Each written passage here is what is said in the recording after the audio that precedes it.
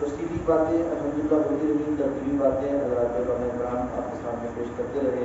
میں اپنا تجربہ سے آپ کے ساتھ کرتا ہوں، اور اس کا سبب بھی یہ ہے کہ جو اس ادارے کا الحمدللہ آج آغاز ہونے جا رہا ہے، اور جو اس بابرکت محفل سے اس موقع سے انشاءاللہ العزیز اپنے امور کو انجام دینے کا آغاز کرنے والا ہے جو ادارہ، اس کا ایک پس منظر ہے، یعنی اس طرح کے اداروں کا ایک پس منظر ہے۔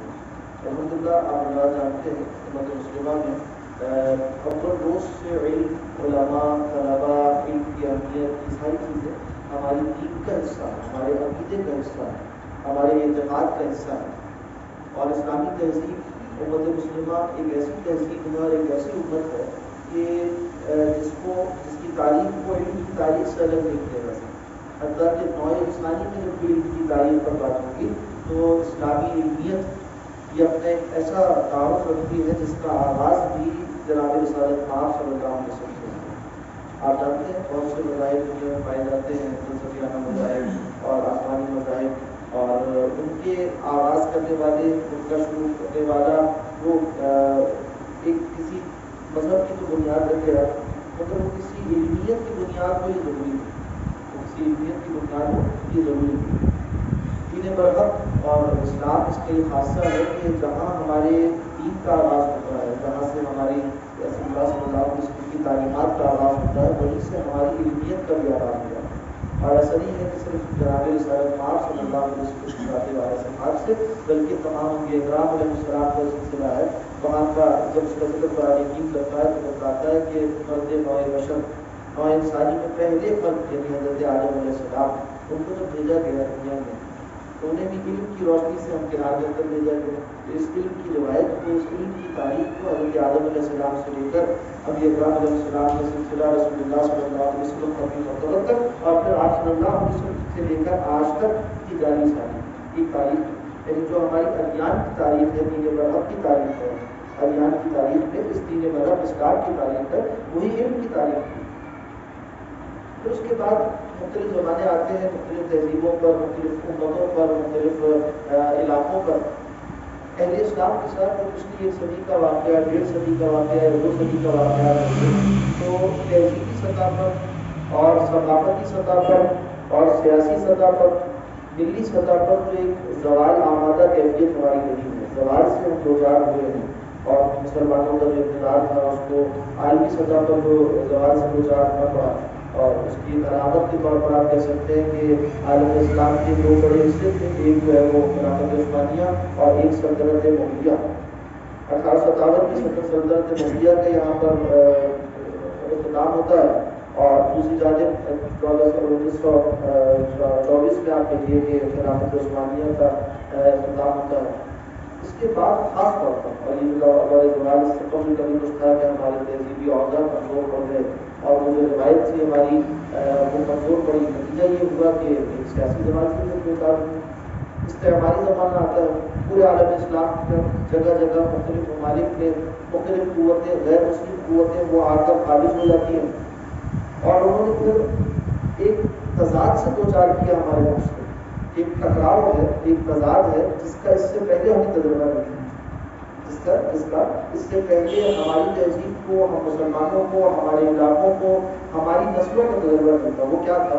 مسئلہ یہ تھا کہ سکہ رائج الوقت، غالب علمیت، نافع علمیت، وہ راستہ جس سے دنیا بنتی ہے، وہ راستہ جس پر دنیا چل رہی ہے، اور جس کو آپ کہیے کہ سکہ رائج الوقت کہتے ہیں، آرڈر آف دی ڈے انگریزی میں سے تعبیر کیا جاتا ہے کہ اس دن کا کیا فرمان ہے، اس موقع کی کیا بات ہے، اس زمانے میں کیا بات رائج ہے، یہ کچھ اور ہو گئی، اور ہمارا عقیدہ، ہمارا ایمان، ہماری روایات علمی یہ کچھ اور ہو گئی۔ مسلمانوں کو بہت سے علاقوں میں ڈھکیل کر، یعنی زندگی کی عام شاہراہ سے اسلام کو اور باعمل مسلمانوں کو ڈھکیل کر مسجد، مدرسے اور خانقاہ تک محدود کر دیا گیا، اور کہیں تو انہیں بھی باقی نہیں رہنے دیا۔ یہاں تک معاملہ یہ بستی کا گزر گیا کہ بعض علاقوں میں مسجدوں کو استقبال بنا دیا گیا، خانقاہوں کو عقوبت خانوں میں تبدیل کر دیا گیا، مدارس کو جو ہے بند کر دیا گیا، شرعی تعلیم پر پابندی لگا دی۔ یہ ازبکستان، تاجکستان جس کا تعلق سمرقند و بخارا تہذیب سے ہے، جو علم کی علامت ہے، اپنے زمانے میں نو انسانی کے لیے علم کے چمکتے ہوئے چراغ تھے اور ان روئے عرضی پر علم کے فروغ کا سامان تھے. وہ علاقے اور وہاں کے بسنے والے ان پر اس طرح کا ظلم ہو. خود ترکی کا علاقہ آپ جانتے ہیں, وہاں پر بھی کس قدر سیکولر زمانے میں کس قدر پابندیاں رہی اور جا کر کچھ نہ کچھ وہاں بہتری کی اور یہ اسلام پسندی کی فضائیں عام ہوئی ہیں پچھلے 20 سال کے اندر. جو اسلام پسندی کا وہاں عام رواج ہوا ہے اور رجحان ہوا ہے وہاں کے مخلصوں کی کوششوں سے الحمدللہ. تو یہ جو قرار تھا کہ مسلمان کو اور اسلام کو اور اس کے عقیدے کو اور اس کی علمیت کو اس طرح سے محدود کر دیا گیا یا وہاں سے بھی نکال دیا گیا اور مجبور ہو گیا مسلمان کے اپنے عقیدے کو اپنے دل میں محفوظ کر کر اپنی اگلی نسل تک بس اسلام کا مسلمان ہونا ایسے بھی منتقل کر دیں کہ الگ الگ ہوا. یعنی آپ اپنے علاقے پر اپنے زمانے میں آج یہاں کے حالات پر قیاس نہیں کر سکتے. امت جس شے کا نام ہے وہ تو کی پریازوں میں پھیلی ہوئی اور آج تو کل ہوئے پر پھیلی ہوئی امت مسلمہ اور ہر جگہ کے مسائل الگ الگ ہیں, ہر جگہ کے فضائل الگ الگ ہیں, ہر ایک کے چیلنجز الگ الگ ہیں, ہر ایک کو الگ الگ نوعیتوں کے چیلنجز سے واسطہ پیش آتا ہے. ہم وہ باتیں بھی نہیں کر رہے پر ایسی تسلسل میں اگلی بات یہ بھی ہے کہ ایسا بھی ہوا کہ ہمارے معاشروں سے کہ پھر مسلم معاشروں سے غریب و غریب قسم کی ہجرتیں وجود پذیر تھیں. ایک ہجرت ہوتی ہے دار الاسلام والوں کے تناظر میں, مگر یہاں تنازع معاشی کی وجہ سے اور ضرورت معاش کی وجہ سے لوگوں نے مسلم علاقوں کو چھوڑا اور جا کر خالصتاً وہ علاقے جہاں غیر مسلم آباد تھے وہاں جا کر رہنے لگے, پڑھنے کے لیے, کمانے کے لیے اور پھر اس کے بعد وہاں آباد ہو. اس کے نتیجے میں ایک اور نیا عجیب و غریب ثقافتی تہذیبی تضاد وجود کا ہے. ملٹی کلچرلزم کی بحثیں شروع ہوئی. پھر اس کے بعد آج وہاں پر وہ لوگ مسلمان جو دیار غرب میں آباد ہیں ان کو اسلاموفوبیا کے عنوان سے اسلام کے بارے میں ایک غیر صحیح معلومات کی وجہ سے پائے جانے والے غضب اور اسی طرح سے غصے کا شکار ہیں وہ لوگ, یعنی وہاں کے لوگ مسلمانوں کے بارے میں اس طرح کے رویوں کا سامنا کرنا پڑ رہا ہے. تو یہ مختلف علاقوں میں مختلف نوعیتیں ہیں, چیلنجز الگ الگ ہیں. اگر ہم بات کریں اپنے معاشرے کی جہاں عام طور پر اکثریت مسلمانوں کی ہے, جہاں پر الحمدللہ کلمہ کو مسلمان پیدائشی طور پر مسلمان ہیں اور گھر سے اسلام کی نعمت لیتے ہیں, گھر سے ایمان کی دولت حاصل کرتے ہیں, اس کے باوجود جیسے ہی بڑے ہوتے ہیں جیسے ہی ذرا وہ اس عمر میں آتے ہیں کہ انہیں جو تعلیم دی جائے تو پھر تعلیم سامنے آتی ہے دو کٹے ہوئے حصوں. معلوم ہوتا کہ ایک ہے جسے وہ تعلیم کہتے ہیں جو آپ کی دنیا بنائے گی اور جو ہے وہ آپ کو مار سکھائے گی, آپ کو صنعت و حرفت سے آراستہ براستہ کرے گی اور اس کی بنیاد پر معاشرے میں قدر و قیمت طے کی جاتی ہے. جی بلکہ اس کی بنیاد پر معاشرے میں قدر و قیمت طے کی جاتی ہے. شہری علاقوں میں زیادہ نسبت دیہی علاقوں میں یہ کیفیت کم ہوگی مگر بہرحال پائی جاتی ہے. اور دوسری جانب آخرت کا علم وہ بازار میں بے وقت ہو کر رہ گیا. یہ سکہ بہت بڑا ہو گیا, رائے جو وقت نہیں رہا. یا حاصل کریں دینی تعلیم, ایمان کا علم حاصل کریں, آخرت کا علم حاصل کریں, معرفت اللہ کی, اس کے رسول کی اور اسی طرح سے پاکیزہ اخلاق کردار کا علم حاصل کریں. آپ کا رب, آپ کا خالق, آپ کا بنانے والا وہ آپ سے کیا چاہتا ہے یہ تفصیلات آپ حاصل کریں. تو یہ معذرت کے ساتھ معاشرے کے بازار میں اس کی کوئی قیمت نہیں لگے گی, بلکہ دنیوی پیمانوں پر دیکھیں گے تو یہ نعوذ باللہ ضیاء وقت کا ضیاء قرار پائے گا اور یہ صلاحیتوں کا ضیاء قرار پائے گا اور یہ ایک طرح سے اگر کسی کو ایک اضافی کام قرار پائے گا اور یہ ہو جائے گا کہ اگر کسی کے پاس فارغ وقت ہے کوئی جو ہے وہ, اور عام طور پر رویے یہی ہونے لگے کہ اگر کوئی وہ چیز جو اس کا رائج وقت ہے وہ حاصل نہیں کر سکتا تو پھر اس راستے پر چلے جائے گا, یا یہ کہ اب وہ اس کو برت چکا, دنیا کو برت چکا اور فارغ ہو گیا ہے تو اب وہ دین کی تعلیم حاصل کر جائے یا مسجد مدرسے پانے لگ جائے, خانقاہ میں وقت لگانے لگ جائے. یہ روایت عام طور پر یعنی شہری علاقوں میں زیادہ, دیہی علاقوں میں نسبتاً کم, مگر یہ رجحان ہو گیا استعمار کے بعد پورے عالم اسلام. وہ جہاں پر کہ کل مسلمان پیدائشی مسلمان رہائش پذیر ہیں ان علاقوں میں کیفیت ہے. وہی سرمایہ دارانہ نظام, وہی مغرب کا افغانی نظام, وہی تصورات اور زندگی گزارنے کے بارے میں صحیح اور غلط کے وہی فیصلے اور وہی تصورات جو مغرب نے دیے ہیں, ان کے فلسفیوں نے تو تھوپ دیے ہیں, ان کے سائنسدانوں نے ہمارے اوپر مسلط کر دیے ہیں, اسے ماننے پر مجبور. اور آپ نہ مانیں تو آپ کا حال پھر وہی ہے جو اصحاب کہف کے بارے میں بھی آیات پڑھی گئی کہ وہ آپ چند ہوں گے شرذمہ کی قیود کی کیفیت ہوتی ہے، تھوڑے سے لوگ ہیں جو کہ پورے معاشرے سے کٹے ہوئے ہیں اور وہ فرعونیت تب تک فائز ہے اور یہ ایمان والے تھوڑے سے ہوتے ہیں بس،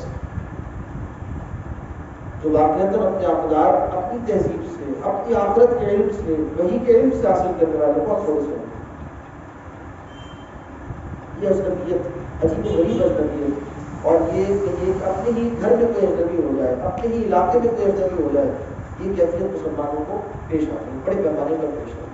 اب جو بنی خواہ تھے اور غیر خواہ تھے اور ساتھ ساتھ وہ دیکھ رہے ویسے بات ہے کہ دنیا میں سب کچھ ویسا نہیں ہوتا جیسا آپ چاہتے ہیں، راہ آپ کو بنانی پڑتی، راستے آپ کو بنانے پڑتے، اور آپ یہ کہیں کہ جیسا میں چاہتا ہوں ویسا ہو جائے تو پھر میں کچھ کروں گا، تو اس ضد کی سزا ایسی ہوتی ہے کہ پھر قوموں کو صدیوں تک اس کا خمیازہ بھگتنا ہوتا ہے۔ اور ہمت جمع بندی کا تقاضا یہ ہے، اور اسی طرح سے عزم کا اور اسی طرح سے اعتماد کا، اور جس کو واقعتاً اپنے سلف سے اور اپنے بزرگوں سے اور اپنے اکابر سے وہ بصیرت پورے بصیرت حاصل ہوا ہو، تو وہ پھر راہ پیدا کرتے ہیں، راستہ نکالتے ہیں موجودہ وسائل میں، راستہ بناتے ہیں موجودہ حالات میں، اور وہ چاہتے ہیں کہ کسی طرح اس کشمکش میں جو حق و باطل کا معرکہ ہے جو ہر شخص کے اندر بھی برپا ہے، معاشرے میں بھی برپا ہے، اور اس میں پورے گزرنے پر حق و باطل کا معرکہ جاری ساری پیرائش کے اندر کہیں عسکری ہوگا، کہیں تعلیم کے میدان میں ہوگا، کہیں صنعت و تجارت کے میدان میں ہوگا، کہیں نظریات اور فلسفوں کے میدان میں ہوگا، تہذیبوں کے میدان میں جنگ جاری ہے، اسی طرح مختلف پیرائش، اور ہر ایک کا اپنا ایک دائرہ کار کیا کیا جائے۔ الحمدللہ ہم اور آپ جس خطے میں رہتے ہیں یہاں اس کے اثرات بہت کم ہوئے ہیں، ایسی بات نہیں کہ نہیں مگر ہوئے مگر کم ہوئے ہیں الحمدللہ، اور اس میں اگر کوئی متعین مسئلہ بتا سکے، متعین سبب بتا سکے نا، تو وہ الحمدللہ ہمارے لوگوں کی قربانی ہے، جنہوں نے ہمارے اکابر علماء نے ہمارے قریب کے اسلاف نے کیا کیا، میں نے کہا کہ صحیح ہے، اگر یہ جو سکہ ہمارے پاس ہے، جو پونجی ہمارے پاس ہے، جس علم کے ہم وارث ہیں، جس کی اگر بازار میں کوئی قیمت نہیں لگتی تو نہ لگا، ہم دنیا کو ٹھوکر مارتے ہیں اور اس سے بالکل استغنا برتتے ہیں اور ہمیں اس کی کوئی ضرورت نہیں، ہم اس کو محفوظ کریں گے، دنیا ہم پر چاہے جتنا لام تان کرے، چاہے جتنے تانے کسے اور کہے آپ بسم اللہ کی غربت میں بند ہیں، اور یہ کہے کہ آپ ازمن وسطیٰ میں زندہ ہیں اور آپ قرون اولیٰ میں زندگی گزار رہے ہیں، آج کے زمانے سے منقطع ہے، زمانے کو نہیں جانتے، آج کے تقاضوں کو نہیں جانتے، اور یہ اور وہ جتنے تانے کر سکتے ہیں کریں، اور کہے کہ ملا کی دوڑ مسجد تک خاص نہیں ہے، سارے تانوں کو اپنے لیے اعزاز سمجھا اور میڈل کے طور پر سینے پر سجا لیا اور کہا کہ ٹھیک ہے ہم یہی کرتے ہیں، ہم اسے محفوظ کریں، ان دلوں کو محفوظ کریں گے، مسجد کو، مدرسے کو، خانقاہ محفوظ کریں، یہ وراثت ہے رسول اللہ صلی اللہ علیہ وسلم۔ تو جیسے کوئی ہونہار جانشین، جیسے کوئی ہونہار وارث، وہ اپنے مورث کی وراثت پر کسی کو قابض نہیں ہونے دیتا، یا اسے ضائع نہیں جانے دیتا، یا اس کے کسی ایک ان سے بھی دستبردار ہونے کو تیار نہیں ہوتا، اور کہتا ہے صورت کو اسے برقرار رکھوں گا، آگے بڑھاؤں گا۔ اسی طرح سے رسول اللہ صلی اللہ علیہ وسلم کے جو کہیے کہ کام قرآن حکیم ذکر کرتا ہے، بارہا بتکرار ذکر کرتا ہے اور بتاتا ہے کہ آپ صلی اللہ علیہ وسلم کیا کرتے تھے، یتلو علیہم آیاتہ ویزکیہم ویعلمہم الکتاب والحکمہ، یہ تین کام تھے، تین ادارے موجود ہیں۔ ابھی اصحاب صفا کا بھی ذکر ہو رہا تھا اور اصحاب کہف کا بھی ذکر ہو رہا تھا، تو اصحاب کہف والی کیفیت اختیار کری، اصحاب صفا والے اوصاف اور احوال اختیار کر لی استغنا کے، اور کہا کہ تین اداروں کو ہم محفوظ کریں۔ مسجد یتلو علیہم آیات، تلاوت آیات صبح و شام کہاں ہوتی ہے؟ مسجد کی محراب سے ہوتی ہے، ممبر سے ہوتی ہے، جہاں نمازیں پڑھائی جاتی ہیں، ایسی ہے کسی اور جگہ تو نہیں ہوتی۔ جو مغربی تہذیب کے آپ کو ادارے دیے ہیں ان میں تو نہیں ہو رہی، اسکول میں تو تلاوت آیات کی ہو رہی، کالج میں تو نہیں ہو رہی، ہسپتال میں، آڈیٹوریم میں، اور اسی طرح سے جمنازیم میں اور لیبارٹری میں، یہ بھی ادارے ہیں، یہ مغربی تہذیب کے دیے ہوئے ادارے ہیں۔ اس کے بالمقابل اسلامی تہذیب کے اداروں کو مستقل ہیں، مسجد یتلو علیہم آیات، یہ وراثت ہے رسول اللہ صلی اللہ علیہ وسلم کی، یہ کام مضبوطی سے تھامے رکھیں اور اس میں کسی چیز کو کم نہیں ہونے دیں۔ دوسری جانب ویزکیہم، تزکیہ فرماتے ہیں، آپ صلی اللہ علیہ وسلم تزکیہ فرماتے تھے صحابہ کرام کا، اور یہ روایت تزکیہ بھی جانب اس کے لیے جو ادارہ وجود میں آیا اسے خانقاہ کہتے ہیں، اسے محفوظ کرتے ہیں۔ سلاسل کا ایک پورا طریق ہے، سنت کے طریق پر اس کو منظم کرتے ہوئے ہر زمانے میں جو غالی لوگ تھے ان کے غلو کو ہٹاتے ہوئے، متشددین کے تشدد کو ہٹاتے ہوئے اور راہ سنت جو تھی اس کو واضح کرتے ہوئے اعتدال کے ساتھ ہمارے صوفیاء اہل سنت والجماعت انہوں نے الحمدللہ اس طریق کو دھیان رکھا اور بدعات سے خرافات سے ہٹا کر جو تصوف کی صحیح روایت سے اسے برقرار رکھا، خانقاہ کے ادارے کی صورت میں۔ آپ دیکھیے وہ جو اللہ سبحانہ و تعالیٰ نے اصحاب کہف کو ان کی ہدایت میں اضافہ فرمایا نا، ہمارے استاد فرماتے ہیں یہ ہے مدرسے کا نام کہ بزرگاہ ہوگا، اور ایک اور آگے بس ذکر ہوا ہے وہ کیا ہے، اور ابدا ادا قلوب ہے کہ دل کی تقویت کا سامان یہ خانقاہ میں ہوگا، خدا پرستی کی زندگی گزارنے پر اور اسی طرح سے اپنے آپ کو آخرت کے لیے وقت کر دینے کے لیے جو دل کی سلامتی چاہیے، جو مضبوطی چاہیے، اس کے لیے دل بنتا ہے، بنانا پڑتا ہے۔ جیسے کسی شہر کو سیٹل کرتے ہیں، چمکاتے ہیں، ایسی دلوں کو چمکانے کی فیکٹری، دلوں کو چمکانے والا مقام ہو کیا ہے، وہ خانقاہ ہے، یہاں پر اسے مضبوط کیا جائے۔ اچھا، پھر اسی طرح سے تعلیم کتاب و حکمت اور کتاب و حکمت، تعلیم دینے کتاب و حکمت۔ آپ صلی اللہ علیہ وسلم تعلیم کیا کرتے تھے اور وہ صبح جو چبوترا تھا وہاں پر یہ تعلیم ہو رہی تھی، اسی کا تسلسل ہے، بعد میں مختلف اوزار اس کی فارمز بدلتی رہی، طریق بدلتے رہے، نوعیتیں بدلتی رہی، مدرسہ مدرسہ ہے، کبھی اس کا کوئی نام ہو سکتا ہے، کبھی کوئی نام ہو سکتا ہے۔ مختلف علاقوں میں آپ جائیے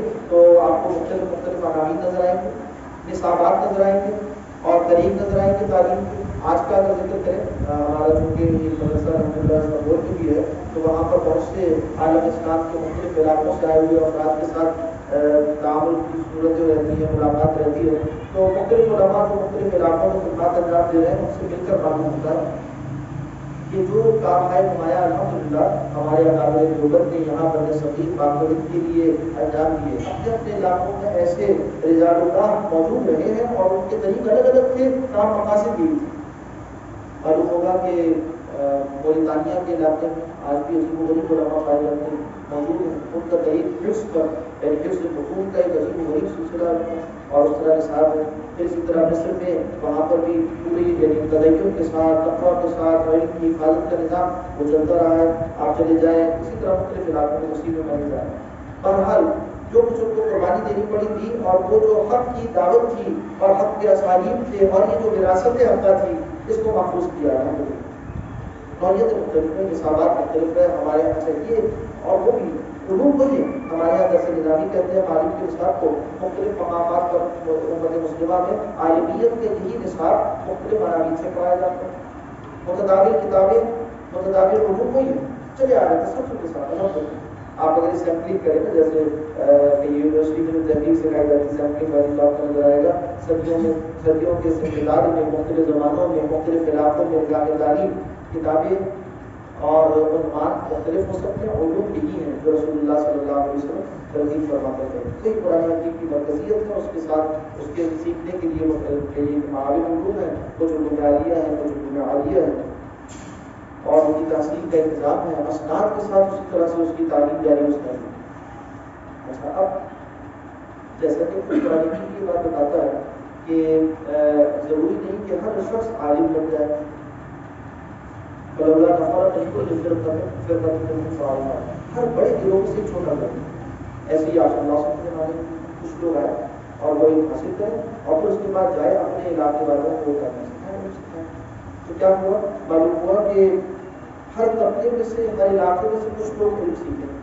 علم کے بھی پھر درجات ہیں، جیسے امام شافعی رحمۃ اللہ علیہ فرماتے ہیں کہ علم کی تقسیم کس طرح سے شرع کی فرمایا کہ ایک ہے جو کہ فرض عین ہے، ہر مسلمان کے لیے سیکھنا ضروری ہے۔ یہ علم سیکھ کر کوئی عالم نہیں ہوتا، مگر اس کے لیے سیکھنا فرض ہے، نہیں سیکھے گا تو دین پر عمل نہیں کر سکتا۔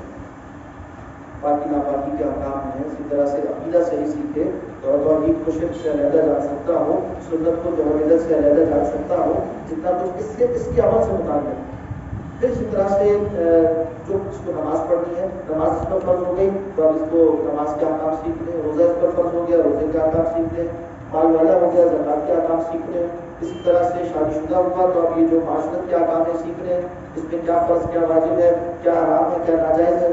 تجارت کرتا ہے، جس شعبے سے تعلق رکھتا ہے اس شعبے کے احکام سیکھنا فرض عین ہے، ایک حد تک سیکھے گا تاکہ وہ روزگار گزار سکے، جہاں مسئلہ پیش آئے گا اہمیت کا حامل اختصاصی جائے گا، جا کے علماء سے پوچھ لے گا، اللہ تعالیٰ ایک نظام تعلیم۔ یہ مسلمانوں کے معاشرت کی معاشرت سے جڑا ہوا ہے، وہ کہاں ہوا ہے. ہر شخص عالم نہیں ہوگا، مگر ایک فرض ہے کہ ہر شخص کے پاس کو کچھ علماء ہوں گے بوقت ضرورت، وہ افراد جو عالم نہیں ہیں وہ جا کر وہ علماء سے فتویٰ لے کے اس کے بعد عمل کریں. اس لیے کہ ہماری پوری تہذیب، ہماری پوری زندگی بچے کی دنیا میں آنے سے پہلے اور اس کے دنیا سے جانے کے بعد مر جاتا ہے ایک آدمی، قبر میں چل جائے، اس کے بعد تک احکامات شریعت کے اس کے ساتھ متعلق ہیں اور شریعت کے دنیا میں آنے سے پہلے جنت کے احکامات ہیں، دنیا سے جانے کے بعد میت کے احکامات ہیں. تو پوری زندگی پیدا ہونے سے پہلے اور مر جانے کے بعد تک علم سے جڑی ہوئی ہے، علم سے فارغ ہے. فقہ اسلامی کا علم اپنی وسعتوں کے اندر اس کو سمجھ لیتا ہے، قرآن و سنت کا علم اس کے لیے رہنمائی اور روشنی فراہم کرتا ہے. تو علم سے تو مفر نہیں، کوئی شخص مسلمان ہے، کوئی بستی مسلمانوں کی ہے، بغیر علم کی گزارا ہے. وہاں جس سے کہتے ہیں نا آج کل کہ بنیادی ضروریات بہت شور شرابہ ہے، تو ہر ایک کی اپنی پہنچ ہے. کسی کی پہنچ یہاں تک بھی وہ سمجھا روٹی کپڑا مکان کی بنیادی ضروریات ہے، اسی طرح کسی کی کچھ ہے، کسی کی ترجیحات کچھ ہے. مگر بندے مومن کی بنیادی ضرورت کیا ہے؟ سب سے پہلے اس کا علم، اس کی ضرورت سب سے توحید کا علم. مسلمان ہے علم، بات آواز عقیدے سے اعمال کا علم، اخلاق کا علم، معاملات کا علم، عبادات کا علم، اس کے بغیر زندگی نہیں گزرتی. تو ناگزیر ضروریات زندگی اس کے علم کافی ہے. جس طرح سے ناگزیر ضروریات کی فراہمی اس کو یقینی بنایا جاتا ہے، ایسے ہی اس ناگزیر علم کی فراہمی ہر معاشرے کے لیے اس کو یقینی بنانا کی ضرورت ہے. تو کام ہے. تو الحمدللہ جو اختصاصی علم ہے، جو عالم کا نصاب ہے، جو اس کے بعد مختلف کالجوں کے تخصصات ہیں، اس کی تو کوئی کمی اس معاشرے میں آپ کو نہیں ملے. بلکہ اس وقت ہم بجا طور پر کہہ سکتے ہیں کہ الحمدللہ پاکستان کو پورے عالم اسلام میں دینی تعلیم کے اعتبار سے سب سے مستحکم نظام ہے. سب سے مستحکم آپ ان کو دیکھ لیجیے، تحقیق کر دیکھ لیجیے، معلوم ہو جائے گا. یہ کوئی اعتباری کی بنیاد پر نہیں کہا جا رہا، بلکہ اس پر تحقیق کر دیکھنے آپ کو معلوم ہوگا. الحمدللہ جو ہمارے مدارس کا نظام ہے، جس طرح تعلیم کا نظام ہمارے یہاں مستحکم ہے، جتنا مضبوط ہے، اس کی کوئی نظیر بھی عالم عرب تک کی یونیورسٹیوں میں نہیں مل سکتا.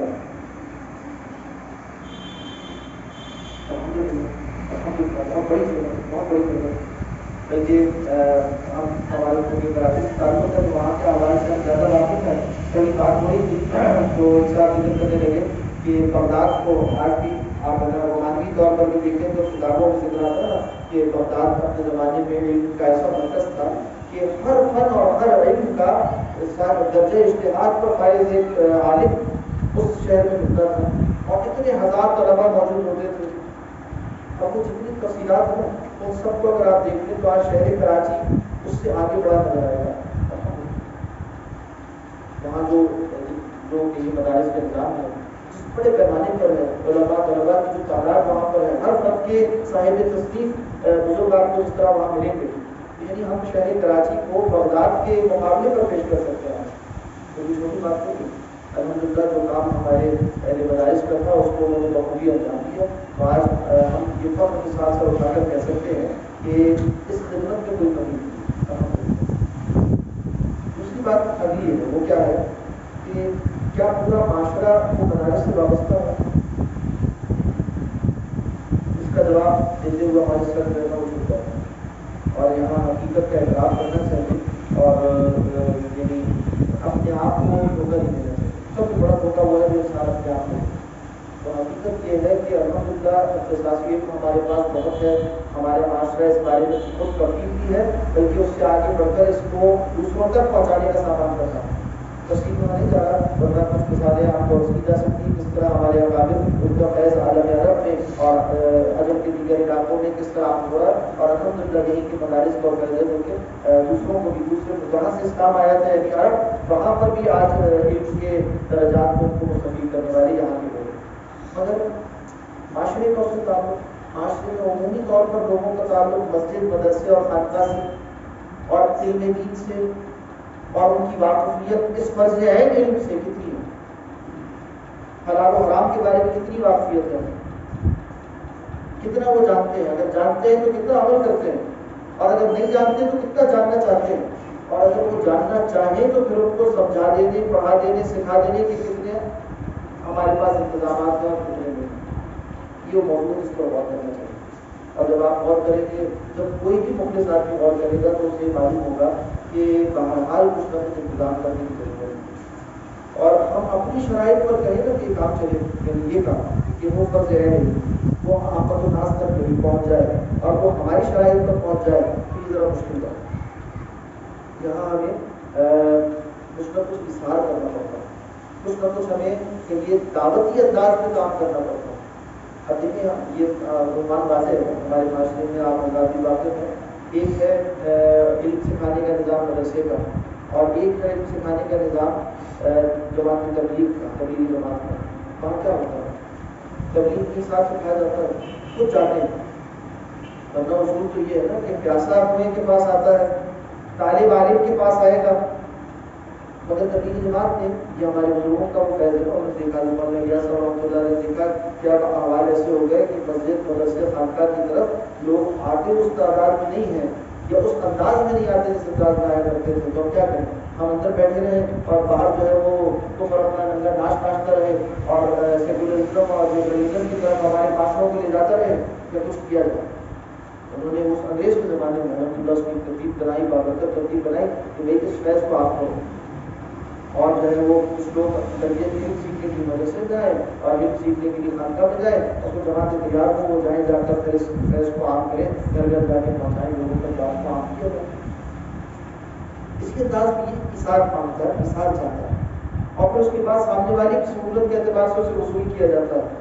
دل لگی انداز میں بات کی جاتی ہے اور اس کے بعد اس کے دل میں گھر کر کر اس کو کچھ بات اس تک پہنچائی جاتی ہے، آمادگی بھی پیدا کی جاتی ہے. یعنی سامنے والے میں تڑپ نہیں ہے کہ یہ کہہ کر آپ بیٹھ نہیں جاتے، بلکہ تڑپ پیدا کرنے کی کوشش بھی کرتے. یہ تعلیم ہے مگر دعوت کی انداز کی تعلیم ہے، سکھانا ہے مگر دعوت کی انداز. اسلوب اس میں دعوت کا ہے، اسلوب اس میں ترغیب کا ہے، اسلوب اس میں جو ہے وہ سامنے والے کو قائم کرنے کا ہے اور اظہار کا ہے.